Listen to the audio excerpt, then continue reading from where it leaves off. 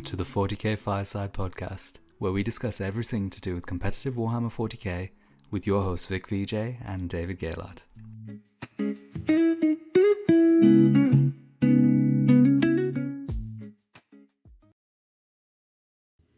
Hell yes, and we are back, and I'm back again. Did we interview? Were you on the? You must have been on the podcast, Liam, when you won the first time.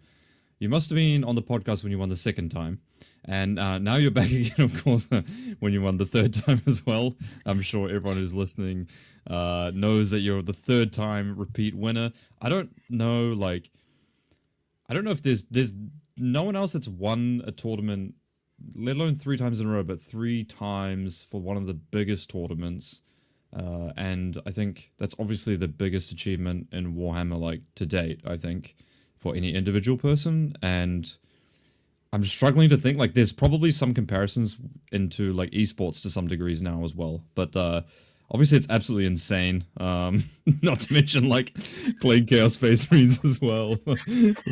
It's pretty crazy as well. I'm gonna have to start calling you Flash or something like that, I have the benediction of the Chaos Gods at LGT, Yeah, I think. exactly. It's there to see. Yeah, Warp Talons always kill the unit to the wound as well. Before we start, Liam does coach and does Warhammer for coaching. So if you want to learn about any army, really reach out to Liam. There's going to be a pinned comment on the video. Reach out to him. His rates are extremely reasonable as well, and they should be going up after the 3-peat, I would imagine, hopefully. So make sure you get in there quick. Liam is an excellent coach. He's obviously a captain for Team Belgium as well, on top of that as well. So he knows all parts of coaching players and making players better, and I've learned a lot from playing Liam and talking with Liam myself as well. So any skill level, I think, even as low as mine, you'll be fine. As low as yours. So why don't we go into it? So Chaos Space Marines, Veterans of the Long War, it's pretty similar to what you played last year. Why don't I go through a couple of pieces that I thought were interesting that you played this year, and maybe you could chat about them?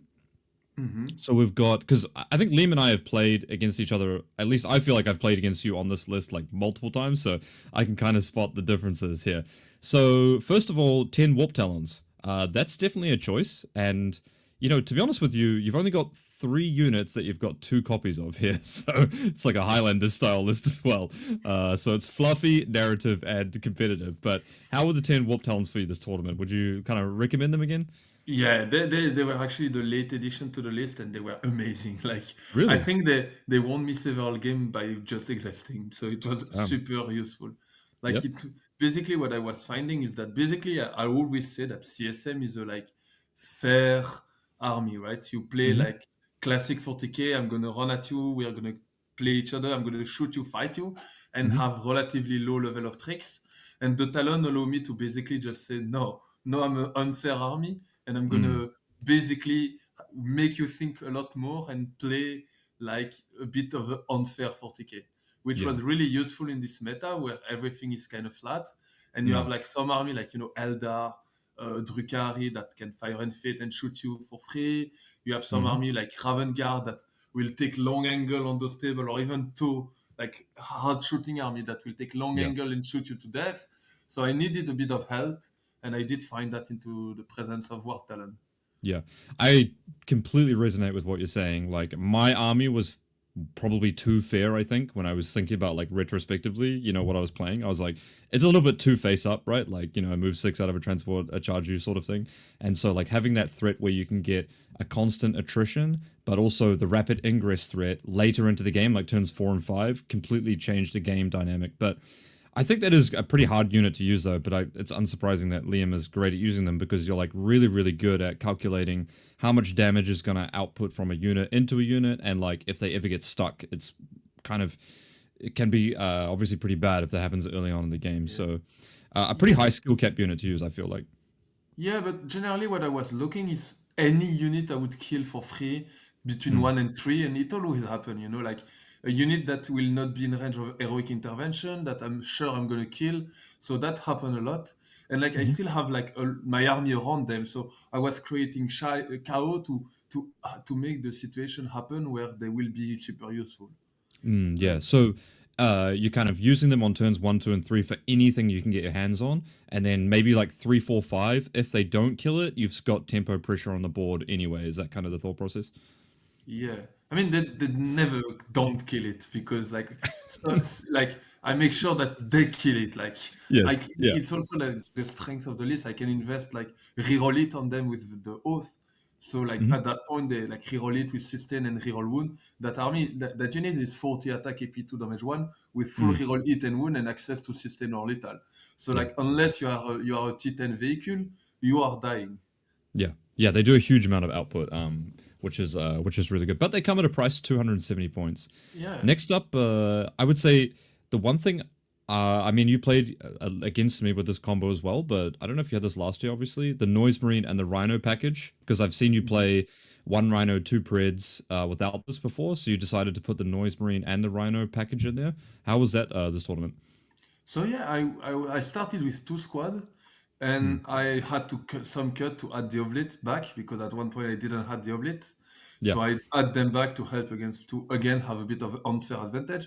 And then I basically find out that with 1 squad of Noise Marine, I could actually hold like most of the firing lane because what I Mm. was doing is I was not deploying them in a Rhino. I was deploying them on the board Mm. between my 2 Rhino, so that one Rhino, like I can at any time jump into one Rhino and move 12 on the side.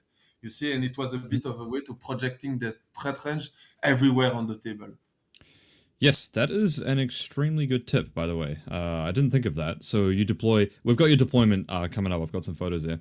But deploy 2 Rhinos where you can advance the Noise Marines in any direction, which gives them basically like a 21-inch threat range, kind of like on 2 sides of the board, which is like pretty incredible, actually. I mean, they're really good for their points as well. I feel like they're really good for like the skirmishing part, and like Yeah. really good, obviously, against Marines. And I mean, they just do a lot of damage in general, don't they?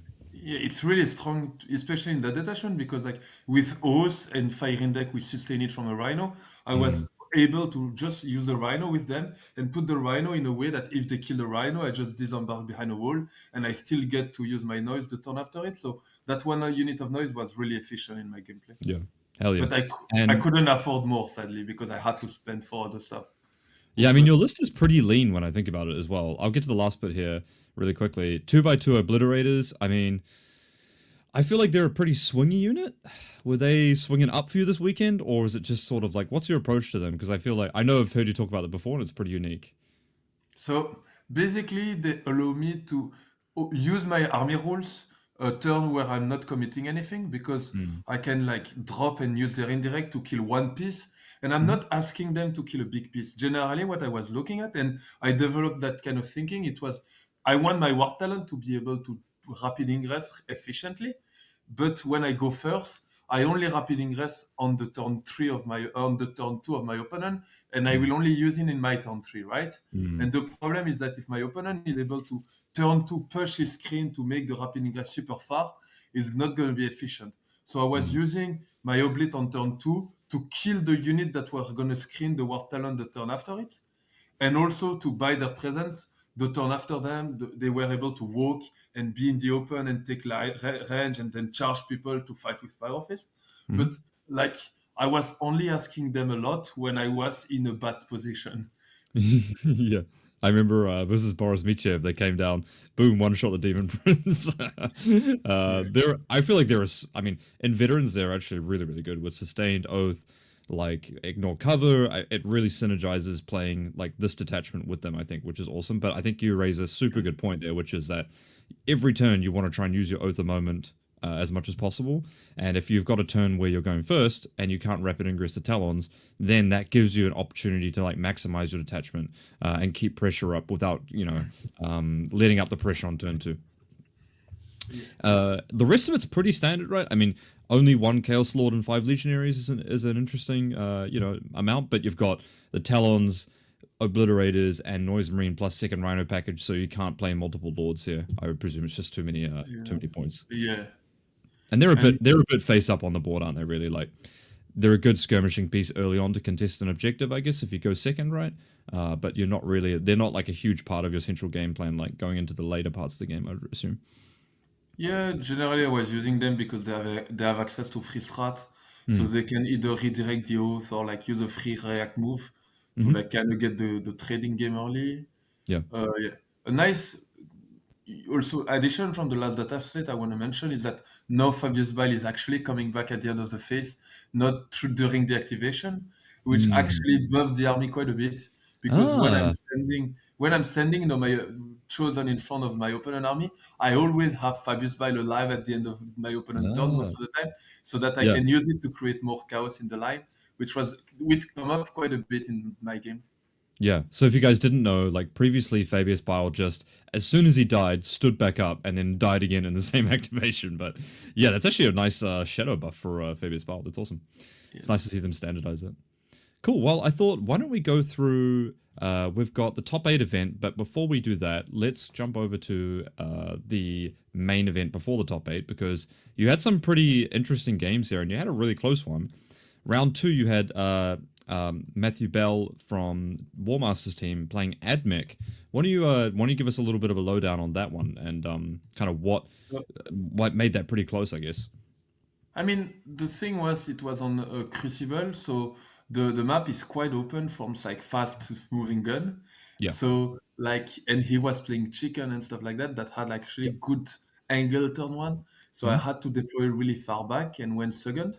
So Mhm. lucky me, like I went second on Purge the Foe, which is a bonus in itself. But Yeah. he was able to put the pressure on me. Mm. So and then I mean I overreact a bit. I didn't knew the matchup perfectly, so I made some suboptimal choice, and so did he, to be honest. Huh? Mhm. But the game was pretty close because like he were scoring good card, and I was a bit behind on card at the start.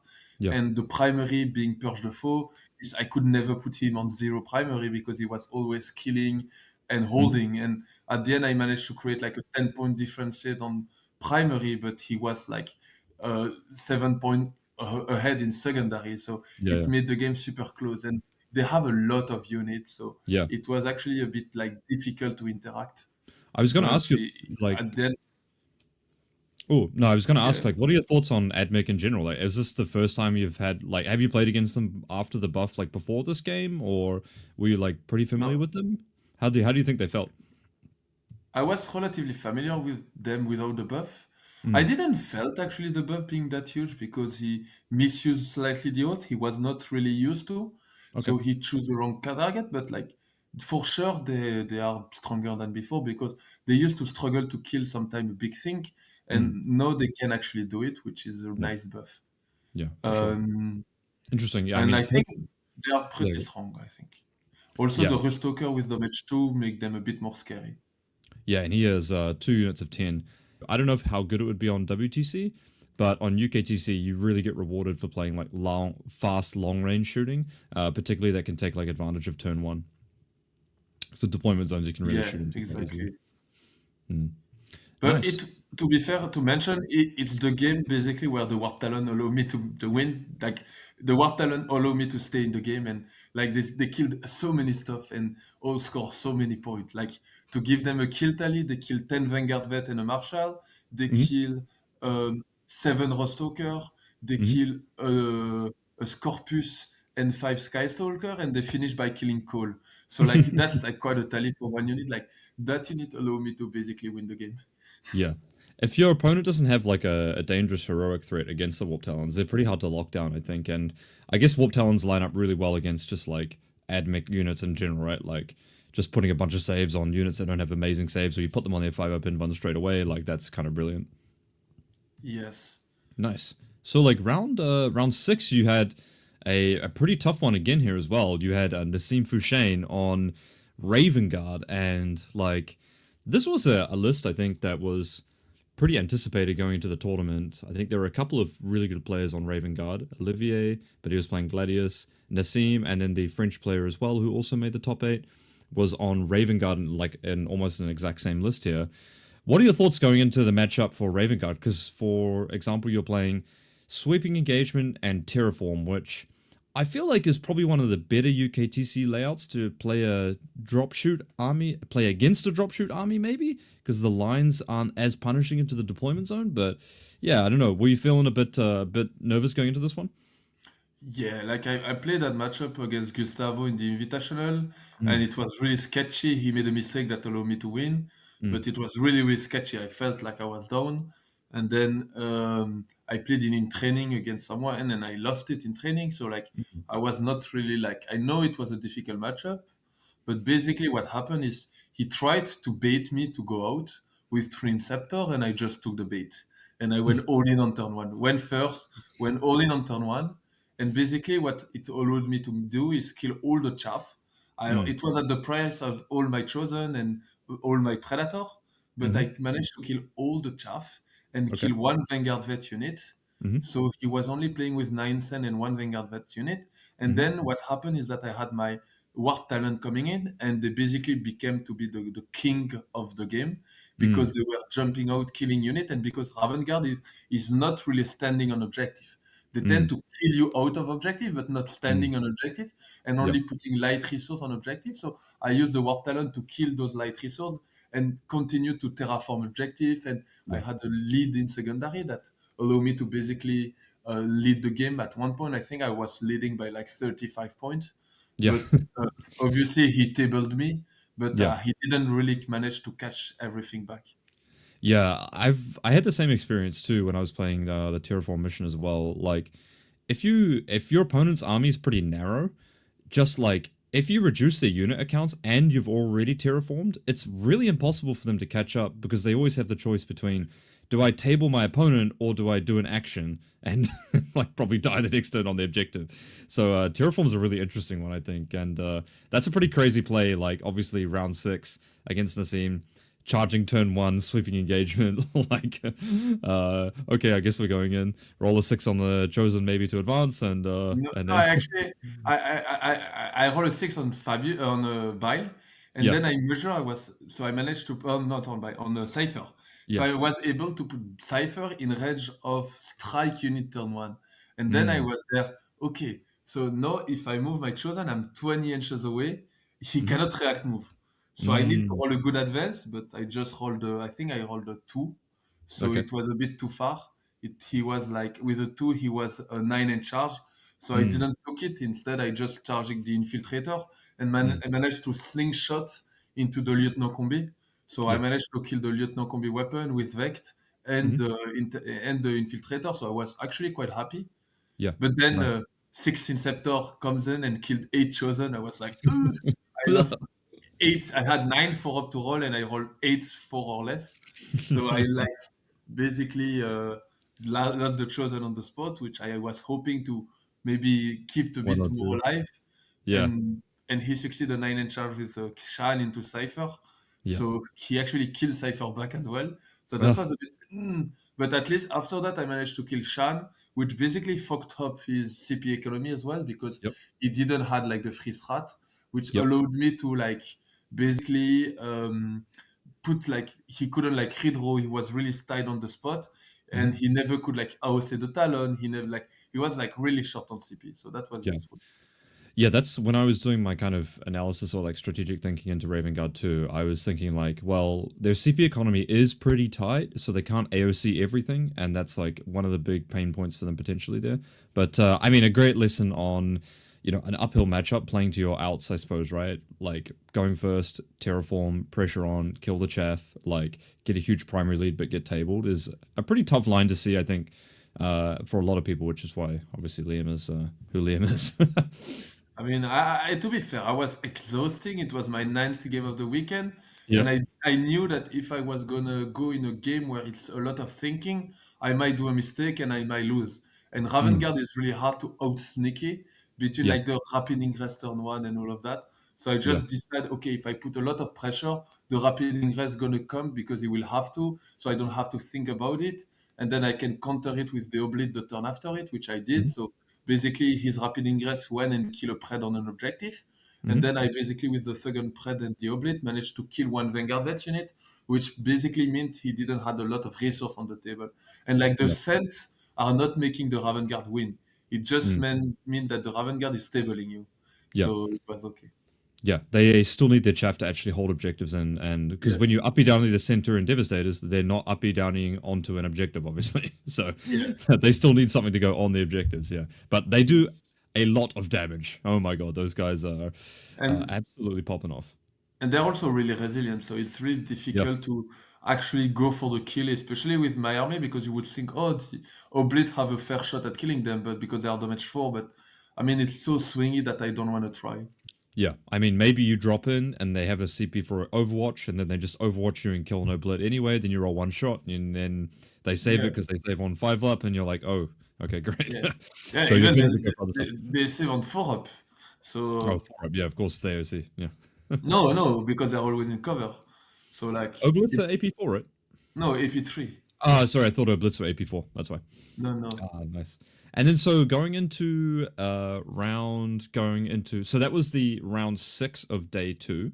Yes. And then we have the actual shadow round, which you got Tau, and I mean Tau felt pretty strong on these boards. Like I know our teammate Lewis was playing like a really good Tau list, which I probably would have rather have played if I was playing for the whole thing, maybe. What were your thoughts on Tau? Like these boards obviously can amplify them a bit, right? I was really scared of it. Yeah. So I asked Lewis, we talked a bit, and we developed a plan to be like super carefully. My idea was basically I need to not lose on turn 1 and 2 because with like in Monka they can aggro you super hard. So then I deploy super safely and then managed to win first and go in the midfield.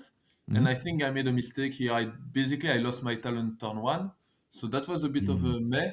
But then I managed to catch him with I had like 2 talent left and Cypher. I managed to win in, kill a screen, tag a hammerhead, and then play with my react move to basically, I was in front of him, but he couldn't shoot me because if he was walking to me, I would react move away. So what happened is he send the Riptide in, and I say, okay, I don't react move. I accept to get to shoot by 1 Riptide, but no, you cannot move the second one in because if you do, you get to react move. I get to react move, and both are out of the range, right? Yeah. So he shot with 1 Riptide, but also meant that the Riptide was now in front of my army, so I could kill it back. And he killed 5 or 6 chosen, which was already painful, but it was okay. Yeah, I know. In the CSM masterclass as well, you were talking about reactive move, and I had a lot of that this weekend as well. And I often found it was just the most powerful version of it was when you just never use it, and your opponent has to have a mental tax on themselves to play around it so much, and then oftentimes if you reactive move to the very last thing, that's where it's super powerful as well. It's a good part of the detachment for sure. Yeah, it is. So on to the top 8. So I've got a different slide for this. Here we go, the top 8. Now, looking at the top 8, actually, were there any lists in the top 8 that you really, really didn't want to play against, interestingly enough? Most Marine build was annoying. The Raven Guard I knew the most, so I knew I was able to play it, no? Yeah. Because also the mission were slightly different. There were no Purge de Faux, so and so I was it was okay, I knew how to do it. And then Ines list I was not sure. I faced a similar version in the main event, but it was not with Redemptor, so I was a bit scared. And then I knew your army, I knew the Black Templar matchup was super drawish, so it would come down to maybe an action or a mistake, so it would have been a hard matchup. So I was not that up, it would be hard, I knew. Yeah. Then after that, the Necron was okay. The Demon was, I think, alright because I had enough output to kill the big, and he struggled to open the Rhino actually. So I think it was okay, but I wasn't sure. And then what was left in the top 8? Emperor's Children, which you ended up playing, of course, as well. Emperor's Children was okay. Yeah. And then I had Drukhari. I knew the matchup because we played a matchup CSM Drukhari against Sako, especially. We played it 4 times before the event, and it was 2-2. But I did change the list a bit, so I had the Oblate, which was helping a bit against that matchup. So I was feeling okay. Nice. So that's interesting. Yeah. The top 8 was okay, and I think I had a big bonus because I think I was the most experienced top 8 player in the team. So in the top 8, so I knew what it meant to go until the end, right? So 100%. Yeah, I mean, Yeah, I mean that experience is like crucial when you get to think about it, right? Like you're going to be sleeping easier the night before. You're not going to be like stressing out, and you can imagine a lot of people are like, oh, I made top 8. Like, maybe they only sleep a couple of hours at night. They're like nervous. They're thinking about their games and stuff. And you can't really replace experience, I think, at the end of the day as well. Having said that, though, there was like obviously like Alex and Innes as well as Boris as well are all like very experienced players as well. I was kind of bummed we didn't play actually because I was keen to play our game as well, and like we played it a couple of times as well to like very similar build, and I felt it was really drawish, and I thought like if I can just get like a good turn sequence and I can castle up and don't fuck up, then it would come down to like maybe 1 or 2 interactions that would probably determine it, but Yes. not the cards. So the top 8. So you've got Necrons round 1. This was against Andy Quascone, who's made the top 8 twice, I think. And really, really good player, nice guy here. And he's playing Starshadow Arsenal with like triple Doomsday Arc with a couple of Triarch Praetorians and like 3 Scorpic Lords and stuff. How was this one? It's a bit of an interesting list. Funnily enough, I actually stopped him last year at the same stage in the top 8 with a 1-point win in Purge the Foe against Hypercrypt. So that was like super tense. This time it was a lot easier because I was playing on a mission, Hide and Supply It, which is probably the best mission for me of the pack because it basically reward me being aggressive and caging my opponent, which I'm quite good at it. So what happened is I went first, stage, and then basically sack the Chosen to kill the Chaff and tag the Silent King, tag his army in his DZ.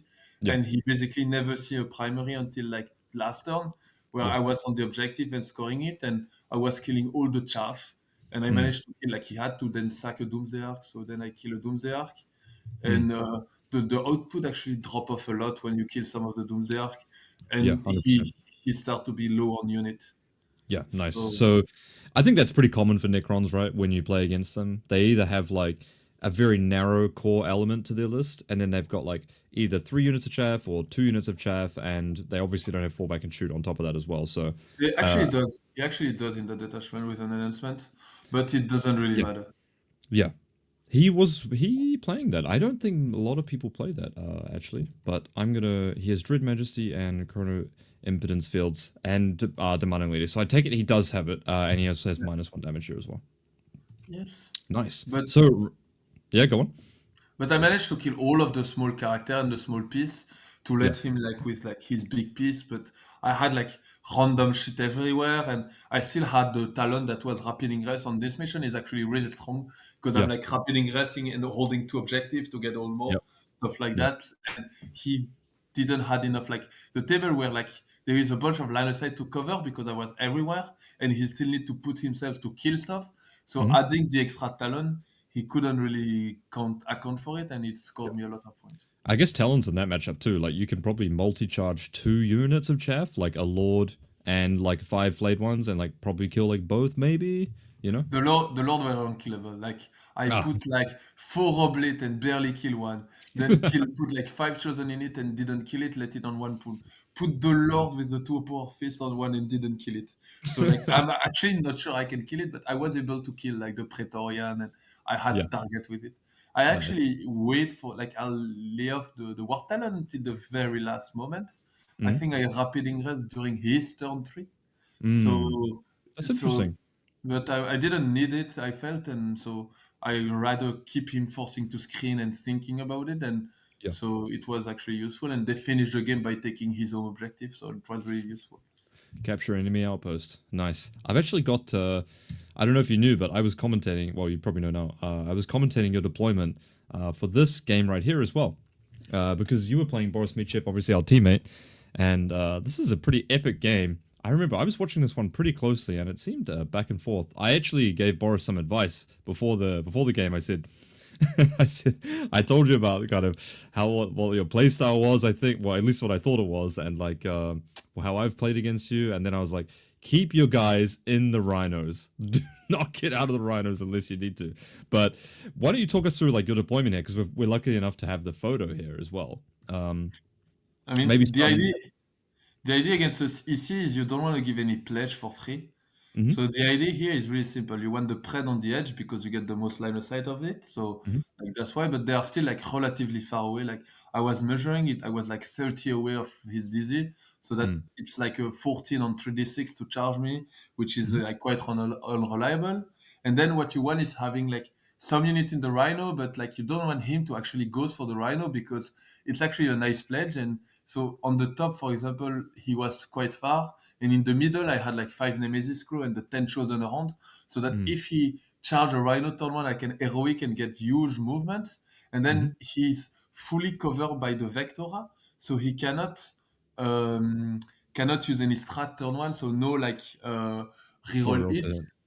And I'm not on objective, so he can actually not reroll wound either, so make it quite unreliable to kill. The bike are in the back because, like I say, I have it's an easy pledge that I don't want to give, like from like Noise Marine shooting me with fire deck. Yeah. And then you can see the Noise Marine are actually in the middle, exactly between both Rhino, ready to jump in either side, so that Yeah. it gives me every angle with them. For And those then that don't know, Liam's referring to the ruin that's in where the bikers are. That's where the noise yeah, marines are. They can go between either rhino, right? Yeah, that's nice. yes, and that's it. And so, like your classic way, I mean, we've talked about this a lot, but chosen brick in the middle with Cypher, creating with Nemesis claws disembarked as well. The Rhino are in the right. No, they are in the Rhino. Okay, yeah. But on your turn one movement, you're putting the Nemesis claws on the board, or No, for your they are. castle, or you leave them in the Rhino.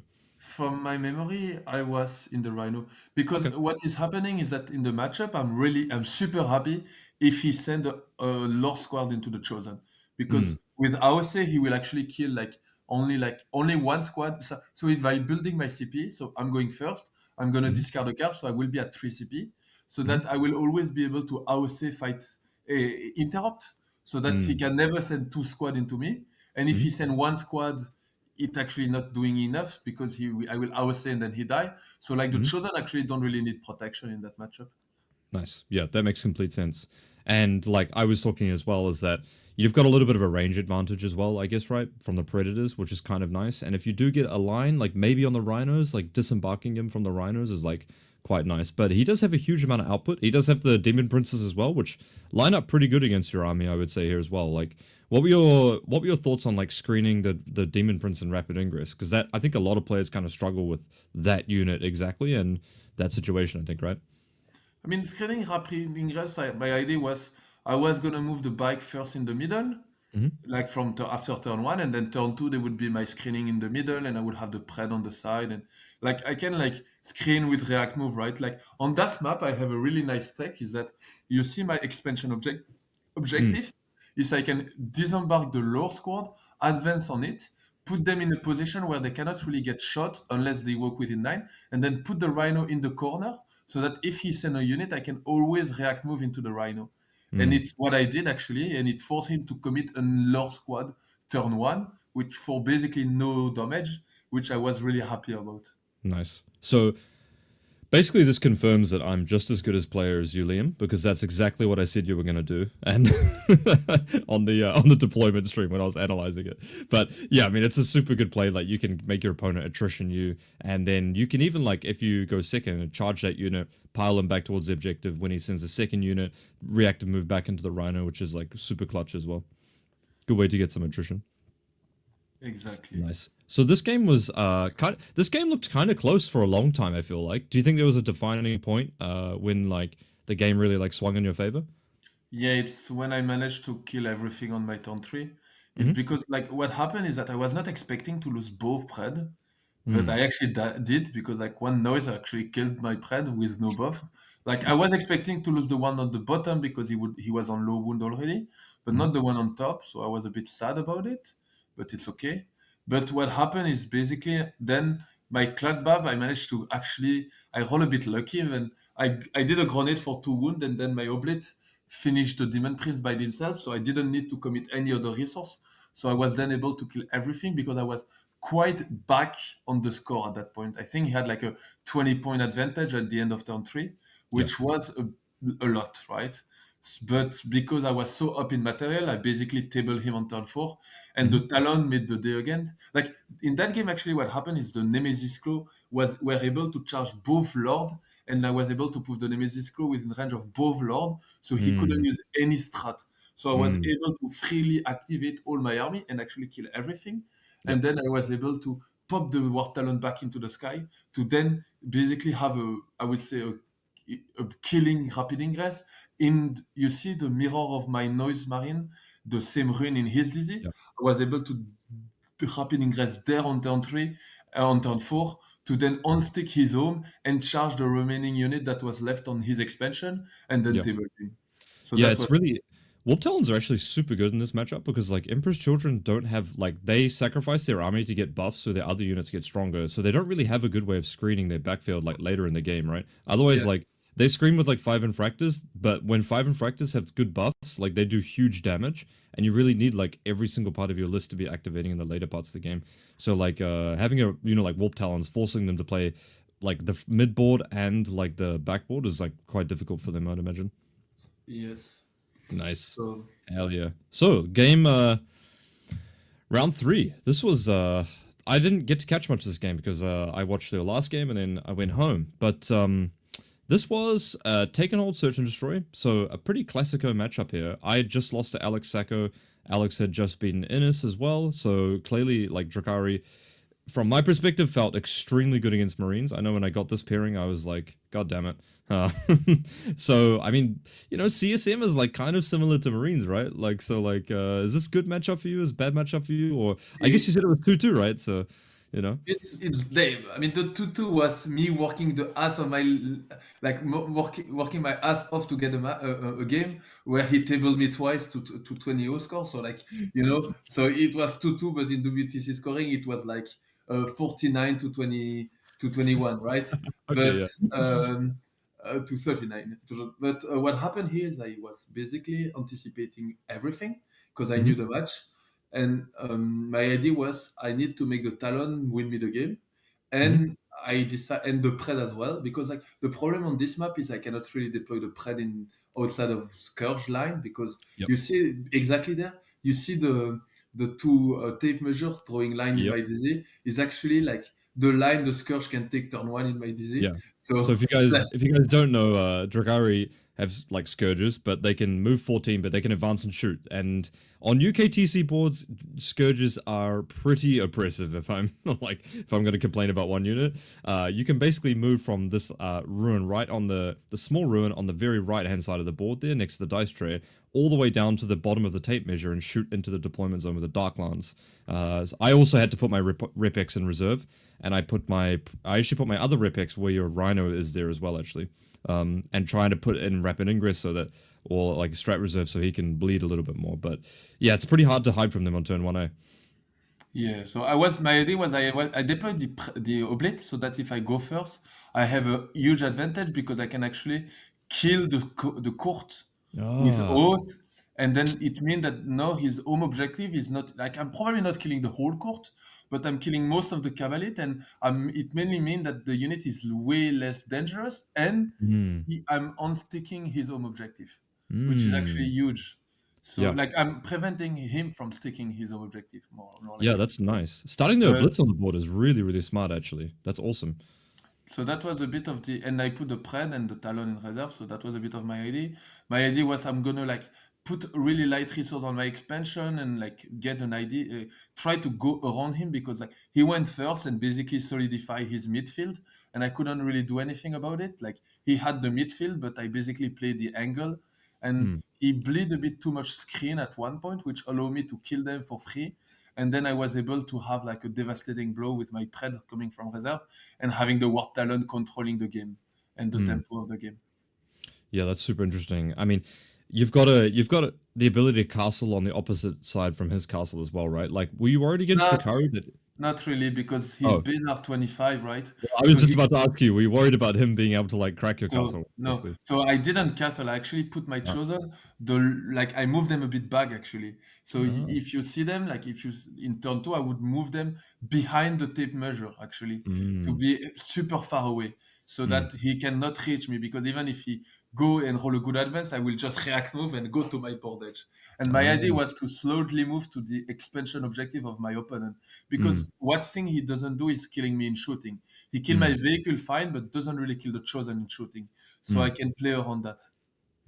Super interesting. I mean, yeah, I felt like when I was playing against this, you know, they've got the court with fights first, they've got Drazar unit, they've got Lilith unit, then they've got the Solitaire, like, and then the player unit with the Troop Master. Like, their ability to shred infantry is like insane, insanely high. And they like have multiple fight first, and then like they like Drukhari. To be honest with you, Drukhari felt really strong when I played against them. But like also just the Venom ability and the Starweaver datasheet abilities are like really, really good. Like insanely good. Like just straight up at the end of the turn, fight phase or whatever, re-embark in your transport is like really fucking good ability. Like that and the Scourges like give you the ability to shoot parts of the board and like trade in the mid board like really effectively. And then you've got Urian, which can like threaten primary by standing back up. And then you have like the Court of the Archon brick, which can just like you could just put into the mid board and like it can apply pressure, but also is really hard to crack into as well. It's a really nice archetype and list, and I'm really surprised that more people don't play it because it seems like a really, really good and really fun to play as well. Lucky me, I did play that, so I knew how it was working, and I played around every mistake he could make. I was waiting for them, and I basically respect his army a lot because I knew the output, and voila, so nice. That helped me quite a bit. And that was the third round. We've got some questions from our Discord as well. So I thought I'd like run through some of them as well here. If you guys don't know, by the way, like we do open coaching nights, and like Liam comes like once a month at least to do like open coaching for everyone, and so people kind of like are familiar with him somewhat in our Fireside Discord as well. So I asked the viewers if you have any questions for Liam, and he was already replying when when I tagged him. So I guess like I thought maybe from your coaching perspective, like we could go through some questions to help other players as well.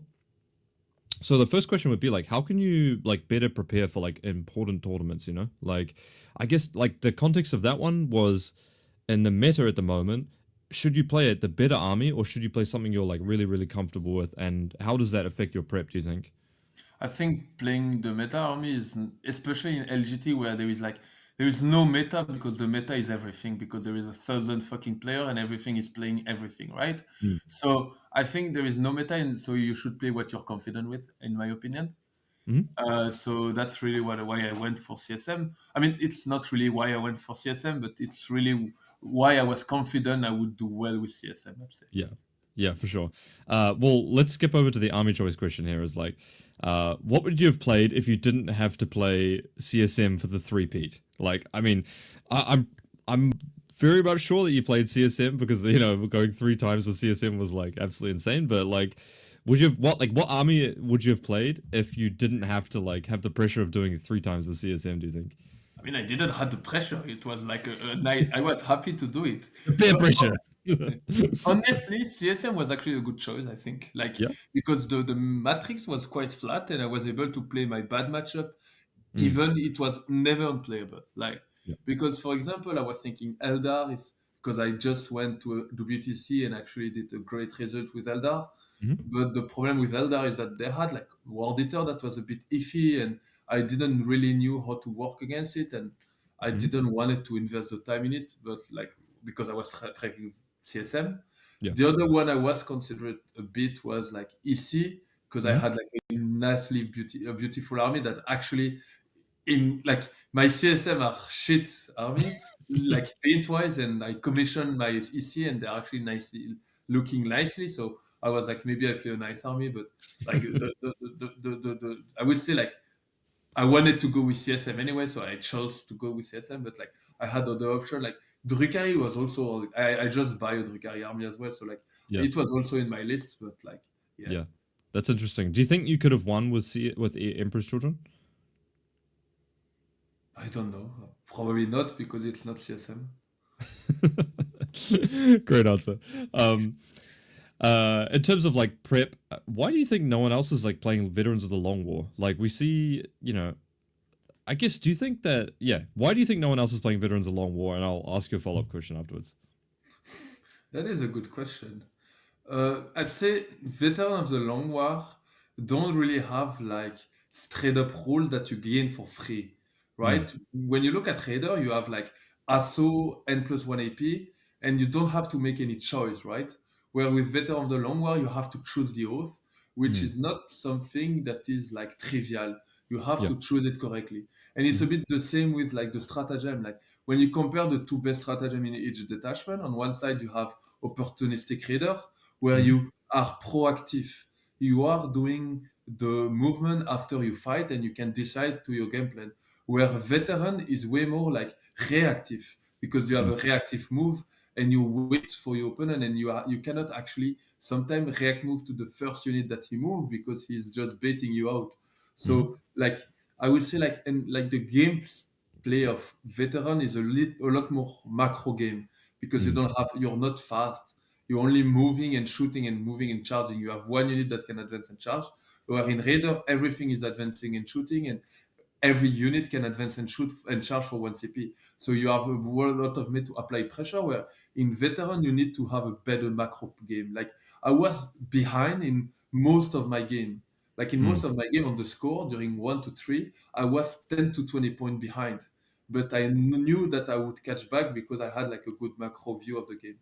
Yeah, yeah, super interesting. I think alongside that, like I think veterans is obviously pretty similar to Gladius as well. And like one of the problems and one of the good parts and bad parts is that like Gladius and veterans, you don't auto win any matchups, but like you don't auto lose any matchups. You know, like you Yeah. said before, your matrix is like very flat. And when your matrix is flat, like your player skill is obviously a bigger advantage than it otherwise would be. Exactly. Like I always have tools to maybe have to squeeze a win. Yeah. I mean, I was gonna say anything you change with the list after the event. I mean, obviously, like just won 10 games with it, but Yeah, no, I don't think so. I played also ETC with the list, and it felt yeah, pretty good as well. yeah, So like I don't think I would send anything. Like I would mhm, like to have 25 more points to play some chosen, an extra 5 man, but like that I don't know what I would remove from the list. Like the list yeah, is already so tight, you don't have like a lot of units, so like you have every unit have a role, and if you lose it too early, you might be a bit in a bad place. So like no, I don't think I would change anything. yeah. It's a really good point you kind of talked about there. Is that every unit has like a role, which is a really good comprehensive way of like looking and analyzing your list as well in terms of like what should be in, what shouldn't be in, like what time and turn does it have a place for as well. In terms of the metagame, I guess we talked about this a little bit before. Like, what matchups are you hoping to avoid? Obviously your matrix is pretty flat, but maybe some of the drawish marine builds up there, some Yeah. skill list, maybe knights. Was that difficult or? No, night it was not difficult. Like after ETC, I know I was confident into night. Like Yeah, because at ETC I 2003 night player basically, so I was I knew it was okay. No, I yeah, wanted to avoid like a space marine list hmm, and really hard shooting army like two, and yeah, yeah. really, I feel like against Tau specifically, if you go second and they correctly move block your primary ruin while shooting you from a board edge, it's like really tough situation to dig yourself out of. That's what I was worried about playing against personally. yeah, me Um, too, me too. okay. Last question. Have you got any plans to go to the USA anytime soon? Yeah, Are I'm people good. going to see you in the States maybe next year? I mean, we're gonna see me in the States in the month normally. Ah, you're going Well, to. I'm going to Atlanta, yeah. Oh, that's So awesome. And CSM or not? it's actually a fairly good option, actually. I'm not gonna lie, like I was considering them, but I'm quickly bored and I want to change. So I'm probably gonna be Drukhari. Like I Yeah, have a nice list with a lot of queens that I want to yes. test. So Yeah, like that's I'm awesome. I think it's a really good choice and it's pretty balanced. I think it's got really. I think it's. Do you think Drukhari's got play into the Raven Guard matchup, or is that a bit of a tough one? I don't really know. I think it's all right. I think it has play. Yeah. The new codex is also like to explore yet. I'm not like because there is a new codex, right? So it's Oh, not will it the be out? Ah, it's out already. So like it's like everything just changed. So I don't know, but I think it should be okay. Like I have option, but yeah. maybe I'm delusional. Like, but it's all No, right. no. I'm Yeah, trusting the trusting the Drukhari. So like yeah, Alex, right? yeah. Alex was delusional with his Drukhari, and he actually went quite far with it. So I'm Yeah, just for gonna sure. follow the same approach. There we go. Awesome. Have you got any closing thoughts, Liam, about LGT? Anything like about the event? You want to shout anyone else or shout out anyone or anything like that? Yeah, it was actually quite fun.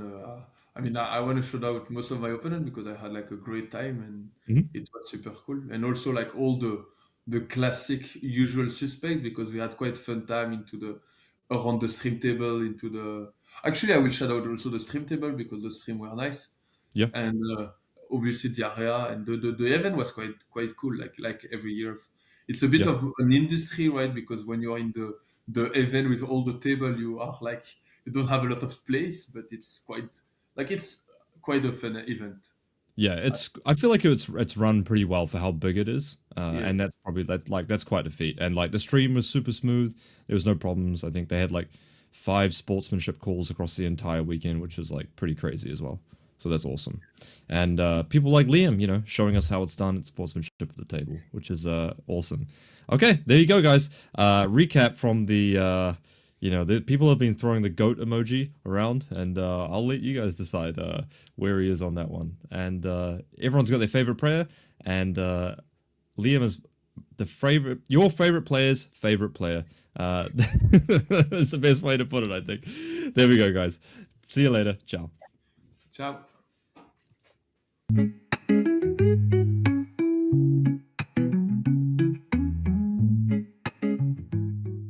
Thank you for listening to the 40k Fireside. Make sure to leave a like, subscribe, drop us a comment, check out the YouTube members area, and we look forward to seeing you again next time by the Fireside.